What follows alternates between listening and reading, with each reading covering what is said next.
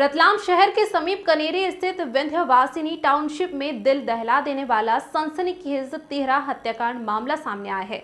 एक रेल कर्मी ने 2 महीने पहले अपनी दूसरी पत्नी और 2 मासूम बच्चों की हत्या कर घर के भीतर ही दफना दिया था।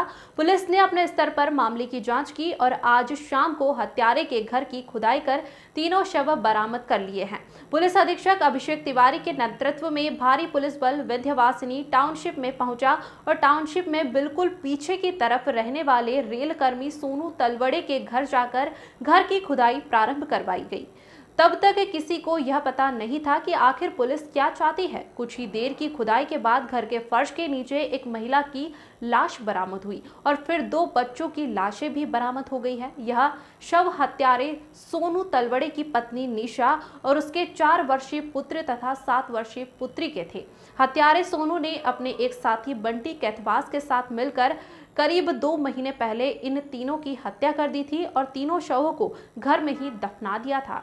हाँ सर, सनसनीखेज मामला सामने आया। क्या पूरा मामला दृश्य में क्या लग रहा है पूरा ये? डीडी नगर थाना क्षेत्र में एक गंभीर घटना ये आज प्रकाश में आई है। इसमें आज अल सुबह एक सूचना इस तरह की मिली थी कि एक ऐसा परिवार है जहाँ पे महिला एवं 2 बच्चे इसमें नादारद हैं विगत कुछ समय से, और पति के व्यवहार में भी कुछ बदलाव समझ में आ रहा है। इस आधार पे ही उसको बुलाकर पूछताछ जब की गई तो एक बहुत ही गंभीर मामला इसमें सामने आया।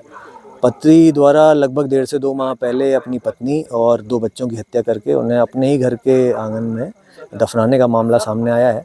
इसमें हत्या करने के बाद इसने अपने एक मित्र की भी सहायता ली थी, जिसके द्वारा साक्ष्य छुपाने में तथा लाशों को गड़ाने में उसने उनकी मदद ली है। दोनों ही आरोपियों को गिरफ्तार किया गया और उनकी जो उन्होंने अपना पूरी स्टोरी बताई, जो घटनाक्रम बताया, तो उसको जो वैधानिक तरीके से एग्जीक्यूटिव मजिस्ट्रेट, फॉरेंसिक एक्सपर्ट्स और अन्य जो जीओस की एवं इन्वेस्टिगेटिंग ऑफिसर्स की टीम एक इकट्ठा करके हम लोगों ने यहाँ भेजी थी।